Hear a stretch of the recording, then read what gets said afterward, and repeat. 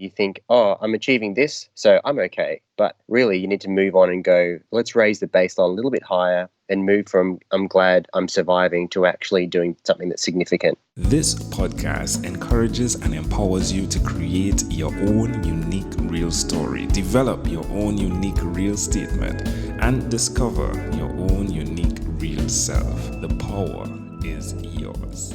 Good morning, Nathan Shooter. Previously, episode 1314 of the 12-Minute Convos podcast. It's been just 2 years, 2 months, 27 days, 7 hours, 15 minutes plus or minus, probably 2, since we last recorded that conversation. That was then, this is now. Nathan, how are you doing today? I'm doing exceptionally well, and so much has changed since we last spoke. Glad to be back. Yeah, well, let's get an update, right? So is the podcast alive still? It is, and it's about to have a complete name and rebrand change and a new message, but based on the previous one. What would be the name? Have you slept on it? Is it finalized? Yep, it has definitely been researched and registered and thought through. So the new name is the Brandhood Podcast with Nathan Shooter. Sweet. I always marveled by your name. I remember the last time we spoke, you said, yeah, it doesn't really help that much at the airports, right? It doesn't. Shooter. How have things evolved other than that? Yeah, so essentially when we spoke last, it was really about simplifying people's lives through, finding out what they need to do, but doing it in less than 3 moves. But nowadays, with the research that I've done since then and all the travel, what I've discovered is in my pursuit to try and find ways people can simplify, I actually discovered a more important message, well, at least I think is a more important message, and that is this: it's to communicate from the inside out. And that's been a massive pivot for me and a real passion, which is based on our last discussions of helping people to simplify what they do. But in this case, Angel, it's to help them to communicate from the inside out and create a personal brand that actually has an impact in the world. So tell me, where did you travel to that caused this epiphany? Many different places and for different reasons. So since we spoke, I've been to America twice, Japan, Singapore, Malaysia, Bali, India. I think even just before that was Spain, Italy and France. And so I think when you spend a lot of time also researching as well and examining how patterns emerge in other people who are doing things in the same space as you or in completely different spaces, you start to see these patterns emerge. And for me, one of the biggest things was the human desire to understand yet also be understood. And that was quite an incredible thing I saw across different cultures around the world.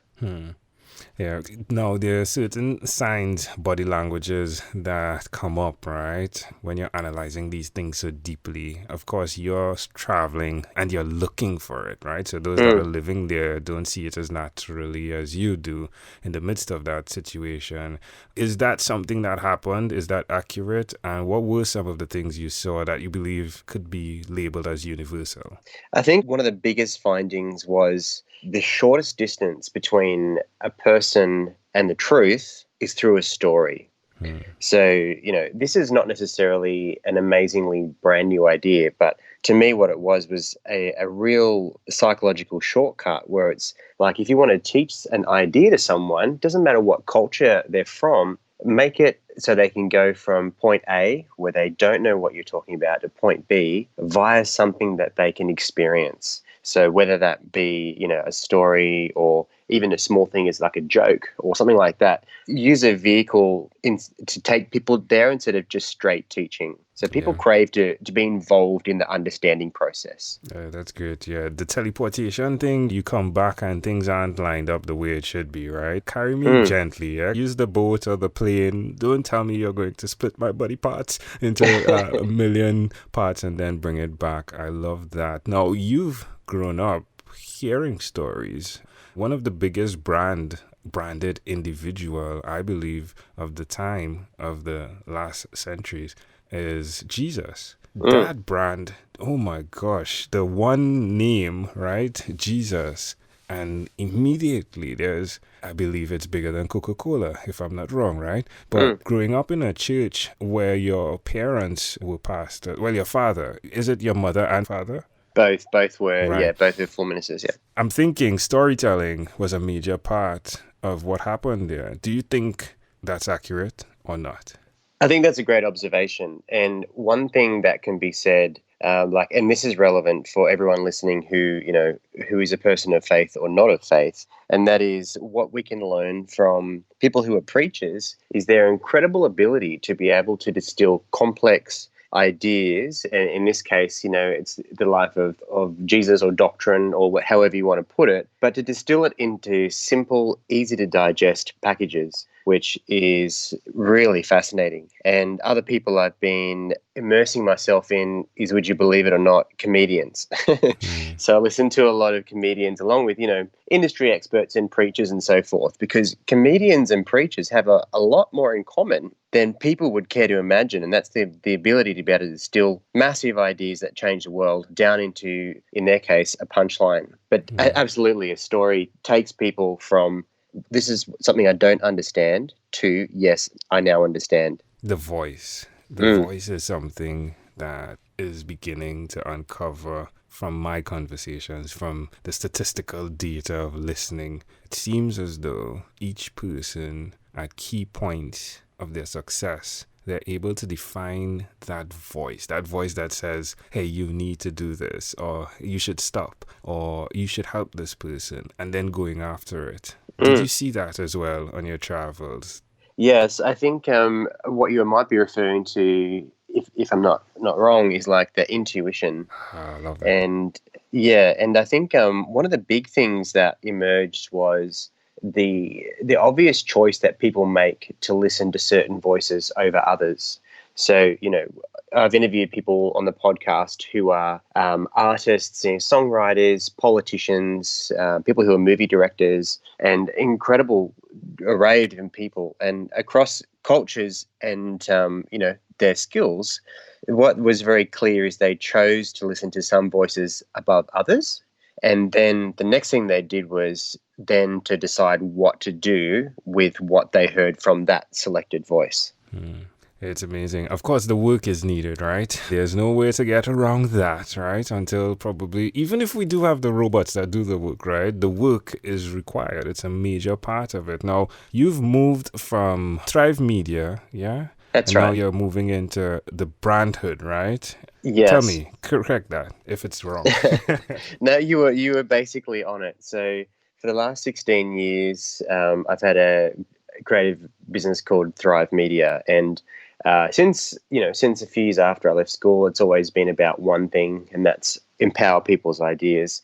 But now, when I've realized that there's a new pivot where people want to understand and be understood, it's personal branding. That people need most, and especially in a very visually competitive culture that's heavily identity driven. And so Brandhood as a name, often people ask me how I arrived at that. And what it was is obviously first it's about brand, but Brandhood meaning like a neighborhood. So I wanted to create a neighborhood with a sense of belonging about this one thing we want to do and achieve together, but also hood in the sense of adulthood. So like Brandhood is kind of like, it's also a stage of life, if that makes sense, where you go, I'm ready to clarify who I am and present it to the world.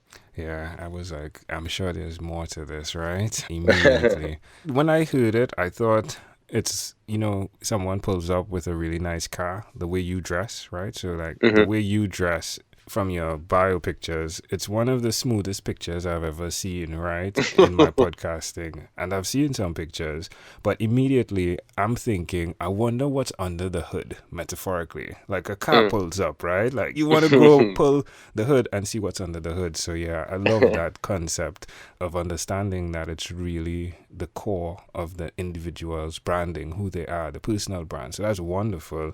When you look back, my friend, as to what you have put in from the years of leaving school to today, do you have any regrets? Do you have any regrets on decisions you've made? That's a difficult question, I think, for anyone to answer. And I guess I don't have regrets essentially, but there's things that I wish that occurred differently.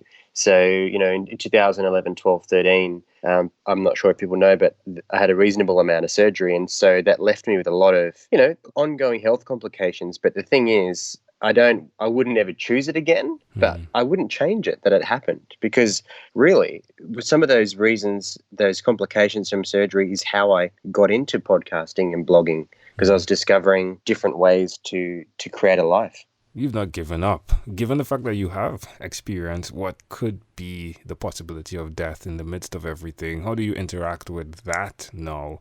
Is it something that you put on the forefront or the back end of your brain when you're processing daily goals?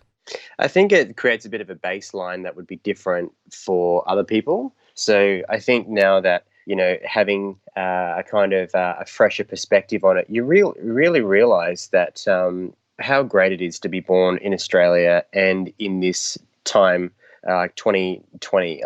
There's no better time to be alive than it is now. And so I just look at my friends who, have got other more difficult circumstances than I do, and I just think, man, they're incredible. But I think it really does change your baseline, where you think, oh, I'm achieving this, so I'm okay. But really, you need to move on and go, let's raise the baseline a little bit higher and move from I'm glad I'm surviving to actually doing something that's significant.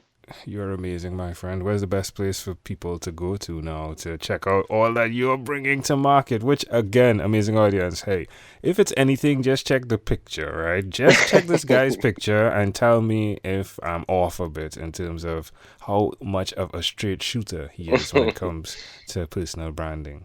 Yeah, they can head over to nathanshooter.com and you can find everything you need there, and type that into Google and you'll find me. Love it. Again, Nathan, this was such a great pleasure. It is both inspirational and motivational to hear that you've not given up, that you've stayed true to what is your calling, and you continue. Of course, there are the challenges. Nevertheless, you continue. So thank you for being here. In closing, is there anything else you'd like to share with our amazing audience? I just think that I'd like to commend you for everything that you've done and the challenges that you've set. And well done. And thanks very much in advance for all the great work you're going to do in 2020, Angel. I appreciate that. Nathan Shooter, thank you for being on What is Inspired by 12-Minute Convos with Angel Jones. This podcast is produced by Pod Edits. Visit podedits.com for professional podcast publishing.